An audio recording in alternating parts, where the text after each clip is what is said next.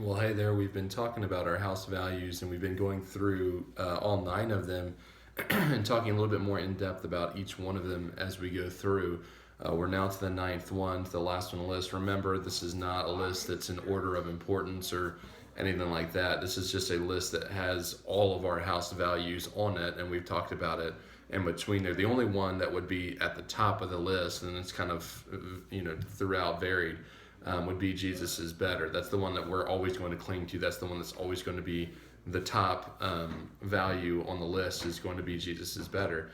But now as we go through and we talk about the rest of our house values, we've come to the last one, and it's everyone contributes. And I think a good passage that we can kind of find that being said is in Nehemiah chapter 4. In Nehemiah, the Jews had been exiled from Jerusalem. The walls were broken down. The temple was broken down. Ezra came back to build the temple, but Nehemiah is going to come back with a group of people to rebuild the wall. And there are a lot of correlations. There's a lot of allegories you can make in this story. But the idea is that they see something that God intended to be built up and to be guarded and protected. They see that as it's in ruin, and they all put their hand to the work. In fact, in verse 15, this is after they've been threatened, and Nehemiah gives them the speech and says, don't be afraid of them, remember the Lord, and fight for your families, fight for your brothers.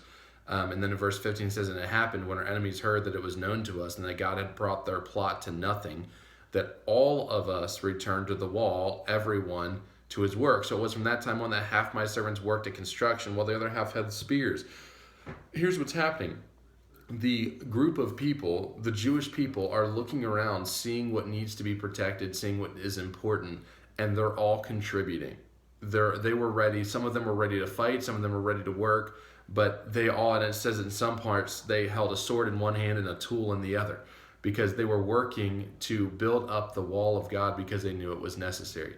Now, how does that correspond with us? We are a youth group that God intends to be used and to be built up and to be strong and strengthened for his glory, for his might, for his use.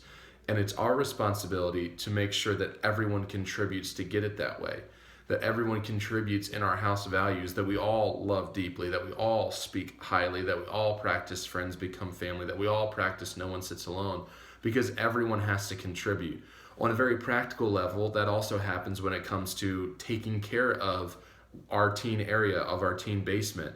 When God gives us something and he expects it for us to use it well, and we trash it, we don't clean up after ourselves and all that different stuff, we are not using it in the right way. We're not being responsible with what God has given to us. So everyone contributes here. We're all going to serve. We're all going to do things. I'm not above it. I clean the bathrooms. I clean the basement every Wednesday. Not because I want to. Could I get a group of people to do it instead? Yeah, but because I want to be able to say everyone contributes, and I am too. So we will be a youth group at 412 where everyone will contribute.